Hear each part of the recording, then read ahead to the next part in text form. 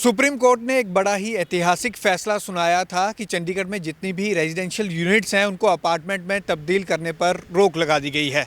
लेकिन ये फैसले को लेकर जिन्होंने पिटीशन डाली थी वो हमारे साथ हैं रिटायर कर्नल कुलविंदर सिंह, जिन्होंने इसको लेकर बहुत लंबी लड़ाई लगी। इससे पहले इन्होंने हाईकोर्ट में भी इसको लेकर केस डाला था। सर, ये लड़ाई कब से आप लड़ रहे हैं और सुप्रीम कोर्ट का जो फैसला आया किस तरह से देखते हैं? सबसे पहले तो मैं ये बताना चाहता हूँ कि मैं 1954 से चंडीगढ़ में रह रहा हूँ। मेरे फादर इधर आईएएस ऑफिसर पंजाब गवर्नमेंट में थे, तो मैंने चंडीगढ़ को शुरू से बढ़ते हुए देखा है। और चंडीगढ़ के साथ हमारा जो प्यार है या इसकी जो हमको सबसे बड़ी हम गर्व रखते हैं वो इसका जो शुरू से चल रहा था, जो कर्बूजियर का ड्रीम था, जो नेहरू जी का ड्रीम था कि भी इसको एक मॉडल सिटी बनाना है। और मैं ये भी कहूँगा कि बहुत हद तक चंडीगढ़ एडमिनिस्ट्रेशन ने उसमें सफलता भी की है। मगर कुछ साल पहले कुछ लोगों ने कमर्शियल व्यू से उसका फ़ायदा उठाना शुरू किया कि इनको जो एक कनाल के घर हैं उनको अपार्टमेंट बना के 3-3 हिस्सों में डिवाइड करके और बेचने शुरू कर दिए। ठीक है, इससे प्रॉपर्टी की कीमत चलो बढ़ गई, लोग भी बहुत आने लग गए, मगर ये जो हमारे नॉर्दर्न सेक्टर थे इनकी आबादी में बहुत ज़्यादा गड़बड़ होने लग गई।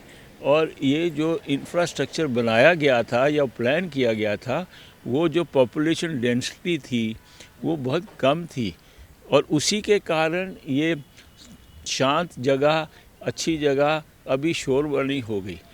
अभी ये नॉर्दर्न सेक्टर और ये बुड़ैल वगैरह 45 सेक्टर में फ़र्क कम रह गया, क्योंकि ये अगर ऐसे ही चलता गया तो बहुत मुश्किल हो जाएगी। पहले एक बार चंडीगढ़ एडमिनिस्ट्रेशन में अपार्टमेंट एक्ट बना था 2001 में, मगर वो फिर हमारे जो सिटीज़न थे, सरीन फाउंडेशन वगैरह ने उस टाइम सेंट्रल गवर्नमेंट से विरोध करके उसको रिपील कराया था। उसके बाद अभी ये नया ड्रामा शुरू हो गया कि वो ये अपार्टमेंट बना के बेचने लग गए। तो इसके लिए फिर बहुत ज़रूरी था कि इसको किसी तरीके रोका जाए, तो ये एक हमको संघर्ष करना पड़ा।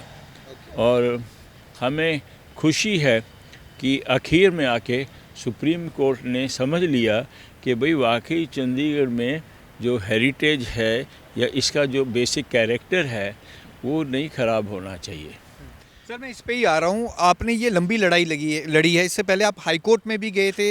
हाई कोर्ट में क्या हुआ, कब से ये केस आपने डाला था? ये तो 2016 से चल रहा है और इसके लिए मैं पूरा क्रेडिट देता हूँ मिस्टर परमिंदर पटवालिया को, जो कि हमारे वकील थे, और मैक्स सरीन को जो सरीन फाउंडेशन के हैं, और ऐसे बहुत सारे और ऑर्गेनाइजेशन और इंडिविजुअल हैं जिन्होंने हमारे पिटीशन को ज्वाइन किया, सपोर्ट किया।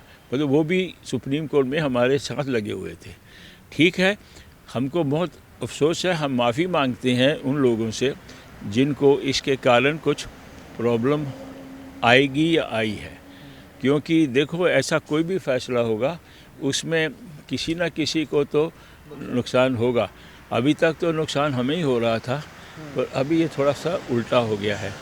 हमें पूरी उम्मीद है कि चंडीगढ़ एडमिनिस्ट्रेशन इसको अच्छी तरह पूरी तरह निभाएगी और इसमें कोई लूप होल निकाल के लोग फिर ना शुरू हो जाएं जैसे पहले हुआ था। सर, अपार्टमेंट एक्ट की आपने बात की, उस टाइम भी 2001 में आपने इसका विरोध किया था।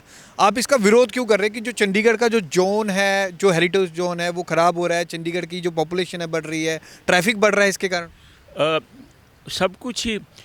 सबसे पहली बात तो ये है कि जो नॉर्थ एरिया में जो इंफ्रास्ट्रक्चर है वो बहुत कम, 1.5 लाख पॉपुलेशन के लिए ही बनाया गया था। अब उधर अगर आप 1.5 लाख की जगह 6 लाख पॉपुलेशन कर दोगे तो फिर वो कैसे होगा? फिर तो वो गलियां बन जाएंगी। अभी भी एज इट इज़ हमारे ट्रैफिक की प्रॉब्लम तो है ही, लोगों को पार्किंग की बहुत ज़बरदस्त प्रॉब्लम है वैसे भी, मगर अभी ये भी अगर वैसा ही हो जाएगा 45 सेक्टर जैसे, तो फिर क्या क्या रह गया चंडीगढ़ में। अगर लोगों को अपार्टमेंट लेने ही हैं तो बहुत सारा स्कोप है, 30 सेक्टर से उधर है पहली बात तो, और उसके अलावा चंडीगढ़ की पेरीफेरी में बहुत सारी सोसाइटीज़ वगैरह बहुत कुछ बनी हैं, तो उधर अपार्टमेंट ले लो, लेना भी इधर है। और हमारा काम खराब, हमारी शांति को भ्रष्ट कर रहे हैं, वो हमें अच्छा नहीं लगा। पर हमें ये थोड़ा सा ये फील हुआ कि जैसे हमारे फोर फादर ने चंडीगढ़ में ज़िंदगी बिताई और हम बिता रहे हैं, तो हमारी अगली जनरेशन भी उसका वैसा ही फ़ायदा ले सके और लोग कह सकें, जैसे हम गौरव से बोलते हैं कि हम चंडीगढ़ के हैं और हमारा चंडीगढ़, और जो बाहर से लोग आते हैं चंडीगढ़ को देखते हैं तो सब बोलते हैं कि नहीं चंडीगढ़ तुम्हारा बड़ा सुंदर है, इसे रहने का बहुत मज़ा है। हमें भी, हम अभी भी अगर मैं दिल्ली भी जाता हूँ तो मैं साला भागता आता हूँ वापस, मेरा दिल नहीं लगता उधर शोर शराबे में। इधर जो शांति और सब कुछ है उसका मज़ा ही और है। जब से ये फैसला आया है, कई लोगों ने इस फैसले का स्वागत किया है, मिले हैं लोग आपसे कि उन्होंने अपनी निराशा जाहिर की है, क्योंकि कई लोग अभी भी प्रॉपर्टी खरीद चुके थे। हालांकि ये फैसला भी फर्स्ट जोन में अप्लाई हो रहा है उसके बाद, लेकिन लोगों में अभी भी संशय है कि अब वो लें ना लें। आपको लगता है पूरे चंडीगढ़ में लागू होना चाहिए? नहीं, मैं ये नहीं कहता कि पूरे चंडीगढ़ में लागू होना चाहिए। ये जिस हिसाब से इसका एनविसेज किया था शुरू में कि पहले 30 सेक्टर की पॉपुलेशन डेंसिटी कंट्रोल रखनी है, उसके बाद जो चंडीगढ़ का प्लान है, जो इसका है चंडीगढ़ का, वो क्या कहते हैं, मास्टर प्लान है, हेरिटेज जो भी, उसमें भी कोई दिक्कत नहीं है। आगे जो दूसरे सेक्टर्स हैं जहाँ पे छोटे मल्ला प्लॉट्स हैं और दूसरे हैं, अभी आप ये देखो पंचकूला में अपार्टमेंट एक्ट चालू है। आप ये सोचो अगर मेरे घर के दाहिने भी एक अपार्टमेंट बन जाए, राइट बाएं भी बन जाए, तो मेरी क्या ज़िंदगी रह जाएगी। पंचकूले में लोग दुखी है ना इस कारण, मगर क्या करेगा, उधर तो अलाउड है। शुक्र है कि इधर भगवान का कि इधर नहीं है, और हमें उम्मीद है कि ऐसे ही रहे आगे चल के। सर, इससे लगता है आपको प्रॉपर्टी में जो एक उछाल आया था चंडीगढ़ की प्रॉपर्टी में, उसके भी रेट गिरेंगे?